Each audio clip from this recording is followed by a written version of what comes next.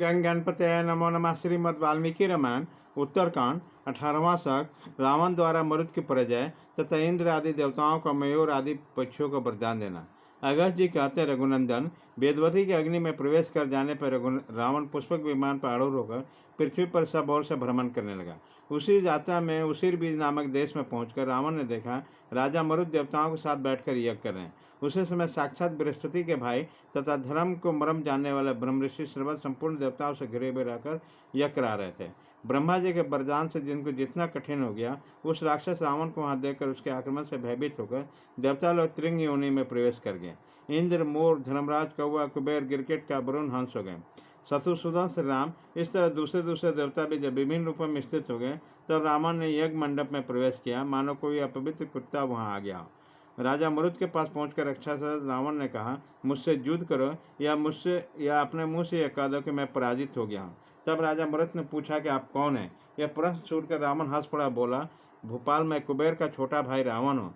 फिर तो तुम मुझे नहीं जानते और मुझे देखकर भी तुम्हारे मन में न कौतूहल हुआ न भय। इससे मैं तुम्हारे ऊपर बहुत प्रसन्न हूँ। तीनों लोगों में तुम्हारे सिवा दूसरा कौन ऐसा राजा होगा जो मेरे बल को न जानता होगा? मैं वो रावण हूँ जिसने अपने भाई कुबेर को जीतकर यह विमान छीन लिया। तब राजा मरुत ने रावण से कहा, तुम धन्य हो जिसने अपने बड़े भाई को रणभूमि में पराजित कर लिया। तुम्हारे जैसा स्मरणीय पुरुष तीनों लोकों में दूसरा कोई नहीं है। तुमने बर पूर्व काल में किस शुद्ध धर्म का आचरण करके बर प्राप्त किया था?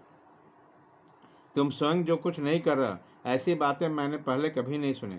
दुर्बुद्धे, इस समय खड़े तो हो, मेरे हाथ से जीवित बचकर नहीं जा सकोगे। अपने पहने बाण से मारकर तुम जमलोक पहुंचा देता हूँ। तदनंतर राजा मरुत धनुष बाण लेकर बड़े रोष के साथ युद्ध के लिए निकले, परंतु महर्षि समन ने उसका रास्ता रोक लिया। उन महर्षि ने महाराज मरुत से स्नेह कर कहा, राजन, यदि मेरी बात सुनना और उस पर ध्यान देना उचित समझो तो सुनो। तुम्हारे लिए युद्ध करना उचित नहीं है। यह महासर जग आरंभ किया गया। यदि पूरा ना हुआ तो तुम्हारे समस्त कुल को दग्ध कर डालेगा। जो जग की दीक्षा ले चुका है उसके लिए युद्ध का अवसर ही कहा। यज्ञ दीक्षित पुरुष में क्रोध के लिए स्थान ही कहा। युद्ध में किसकी विजय होगी, इस प्रश्न को लेकर सदा संशय बना रहता है। उधर राक्षस अत्यंत दुर्जय है।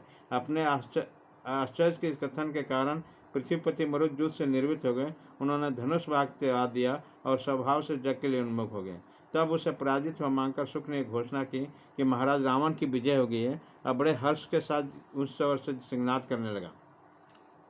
उस जंग में आकर बैठे महर्षियों को खाकर उनका रक्त से पूर्णतः तृप्त होकर फिर पृथ्वी विचरने लगा।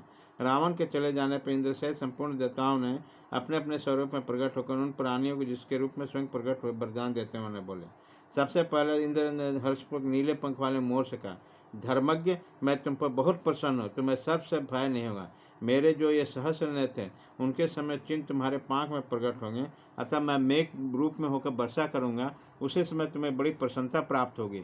वही प्रसन्नता मेरे प्राप्ति को लक्षित कराने वाला होगी। इस प्रकार देवराज इंद्र ने मोर को वरदान दिया। नरेश्वर श्री राम, इस वरदान के पहले मोरों के पंख केवल नीले रंग के होते थे। देवराज से उक्त बार पाकर सब मयूर वहां से चले गए। तदंतर धर्मराज ने प्रागवेश की छत पर बैठे कौवे से कहा, पक्षी, मैं तुम पर भी बहुत प्रसन्न हूँ। प्रसन्न होकर जो कुछ कहता हूँ मेरे इस वचनों को सुनो। जैसे दूसरे प्राणी को मैं नाना प्रकार के रोगों द्वारा पीड़ित करता हूँ, वो रोग मेरे प्रसन्नता के कारण तुम पर अपना प्रभाव नहीं डाल सकेंगे, इसमें संचय नहीं है।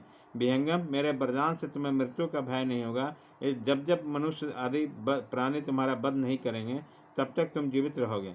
मेरे राज्य में यह लोग यज्ञ लोग में स्थित होकर जो मानव भूख से पीड़ित हो, उसके पुत्र आदि इस भूतल पर जब तुम्हें भोजन कराएंगे तब वो बांधों से परम तृप्त होंगे। तत्पश्चात वरुण ने गंगा जी के जल में विचरने वाले हंस को सुशोभित करके कहा, पक्षीराज, मेरा प्रेम पूर्वक वचन सुनो। तुम्हारे शरीर का रंग चंद्रमंडल अशुद्ध फेन के समान परम उज्ज्वल सौम्य मनोरम होगा। मेरे अंगभूत जल का आश्रय लेकर तुम सदा ही कांतिमान रहोगे। तुम्हें अनुपम प्रसन्नता प्राप्त होगी। यही मेरी प्रेम का परिचय चिन्ह होगा। श्री राम, पूर्व काल में हंसों का रंग पूर्णतः श्वेत नहीं होता था। उनके पंखों का अग्रभाग नीला, दोनों भुजाओं के बीच भाग नूतन दुर्वादल अग्रभाग सा कोमल एवं श्याम वर्ण से युक्त होता था। तत्वत विश्वसरा के पुत्र कुबेर ने प्रवर्त चक्र पर बैठे हुए क्रिकलास गिरगिट से कहा, मैं प्रसन्न होकर स्वर्ण के समान सुंदर रंग प्रदान करता हूँ। तुम्हारा सिर सदा ही स्वर्ण के समान रंग का अच्छा होगा। मेरी प्रशंसा से तुम्हारा काला रंग सुनहरे रंग में परिवर्तित हो जाएगा। इस प्रकार वह उत्तम वर देकर सभी देवता व यज्ञोत्सव समाप्त होने पर राजा मरुत के साथ पुनः अपनी भवन सवरलोक में चले गए। इस प्रकार श्री वाल्मीकि निर्मित आर्ष रामायण आदि काव्य के उत्तरकांड में 18वां सर्ग पूरा हुआ।